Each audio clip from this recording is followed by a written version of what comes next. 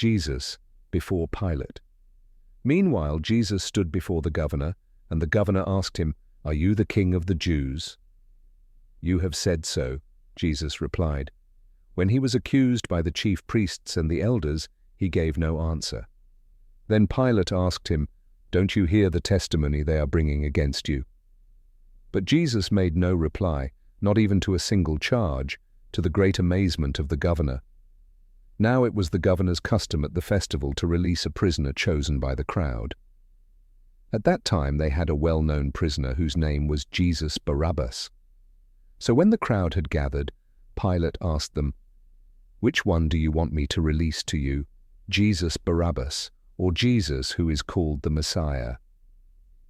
For he knew it was out of self-interest that they had handed Jesus over to him.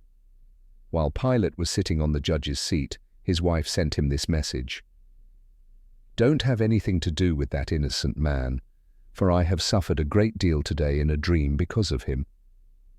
But the chief priests and the elders persuaded the crowd to ask for Barabbas and to have Jesus executed. "Which of the two do you want me to release to you?" asked the governor. "Barabbas," they answered. "What shall I do then with Jesus who is called the Messiah?" Pilate asked. They all answered, "Crucify him." "Why? What crime has he committed?" asked Pilate, but they shouted all the louder, "Crucify him!" When Pilate saw that he was getting nowhere, but that instead an uproar was starting, he took water and washed his hands in front of the crowd. "I am innocent of this man's blood," he said. "It is your responsibility." All the people answered, "His blood is on us and on our children." Then he released Barabbas to them, but he had Jesus flogged and handed him over to be crucified. The soldiers mocked Jesus. Then the governor's soldiers took Jesus into the praetorium and gathered the whole company of soldiers around him.